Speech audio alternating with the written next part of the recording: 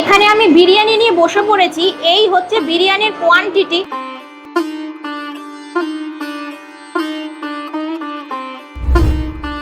আচ্ছা, তোমাদের বিরিয়ানিটা কি কাচ্চি বিরিয়ানি নাকি পাক্কি বিরিয়ানি? তোমাদের রাইস কি ঝরে ঝরে পড়ে? আমরা খাবারের জিনিস নিয়ে ঝরাই না, নাচাইও না। शाबाश बेटा।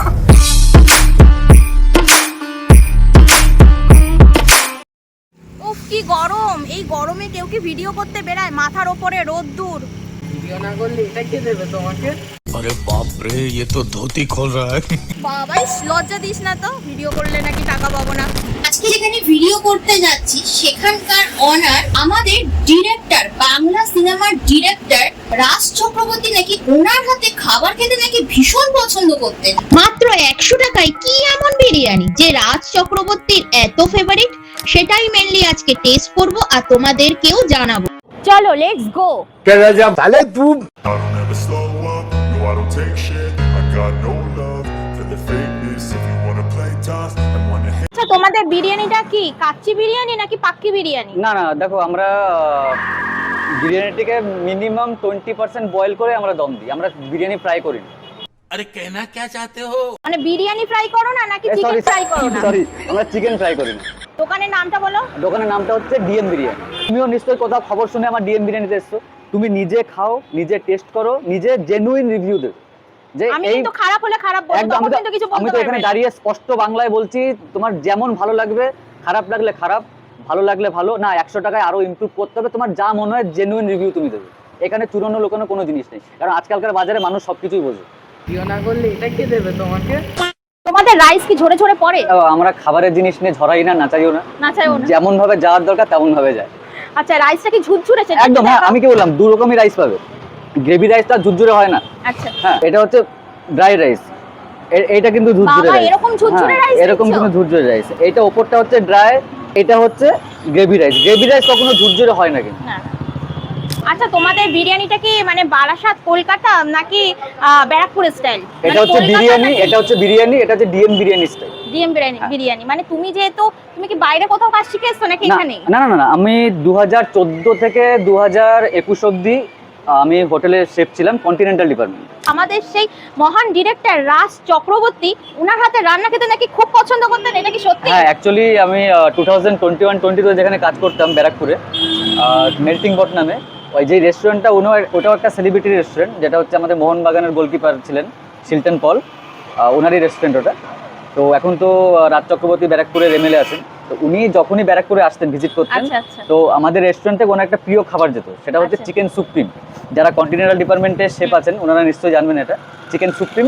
আর ওই খাবারটা মানে আমার হাত দিয়েই যেত। মানে আচ্ছা। উনি ডিরেক্টলি আমাকে চিনতেন না, ওনার পিএফএ যারা আসতেন তো বলেই দিতেন ওই শেফের হাত থেকে নিয়ে আসবে। আচ্ছা, ইভেন কি একদিন আমি ছিলাম না, ছুটিতে ছিলাম, তো খাবার অন্য শেফ বানিয়ে দিয়েছিল, ওটা ফিরে এসেছিল রেস্টুরেন্টে। আচ্ছা আচ্ছা, মানে তোমার হাতের খাবারটা খেতে পছন্দ করতে? একদম একদম, আচ্ছা। ডিরেক্টলি আমাকে চিনতেন না। আচ্ছা আচ্ছা। আচ্ছা, তুমি হঠাৎ করে বিরিয়ানির দোকান খুলবে, এইটা কেন আসলো? দেখো, মানে এখন প্রথমত কি সব জায়গায় বিরিয়ানি বিরিয়ানি বিরিয়ানি বলে? না, দেখো অ্যাকচুয়ালি ব্যাপারটা হচ্ছে আমি এই ইন্ডাস্ট্রির কাজ শিখেছি বিজনেস করব, এটা আমার সেকেন্ড আউটলুক। আচ্ছা, মানে আরেকটা কোথায় আছে? আমার আরেকটাও আছে বারাসাতে, আচ্ছা ওটা গুগলে সার্চ করে দেখবে, টিএমও ফুড, ব্যারাকপুর রোড। আচ্ছা আচ্ছা আচ্ছা। ওটা আমার প্রথম রেস্টুরেন্ট, ওটা ক্যাফে কাম রেস্টুরেন্ট ছিল, ঠিক আছে। ওটা জানুয়ারি মাসে টেম্পোরারি ক্লোজ আছে, ওটা আবার কালী পুজোর আগে ওপেন হবে। আচ্ছা, একটু বড় করে হচ্ছে, অন্য জায়গায় ওপেন হবে। ঠিক আছে, চলো তাহলে আমাকে এক হ্যাঁ, প্লেট বিরিয়ানি একদম। তুলে দাও।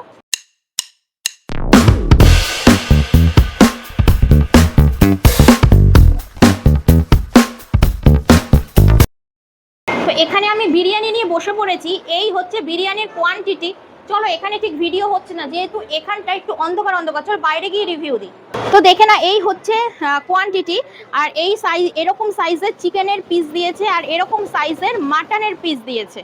চলো একটুখানি খেয়ে রিভিউ দিই নি যে এখানকার ডিএম বিরিয়ানিটা কেমন খেতে।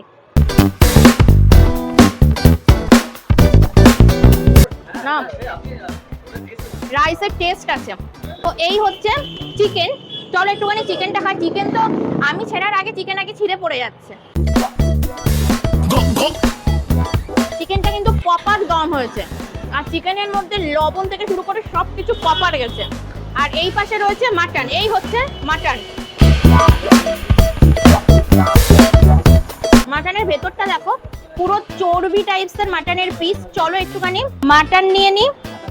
এই হচ্ছে মাটন, এই হচ্ছে একটুখানি চিকেন আর একটুখানি পেঁয়াজ।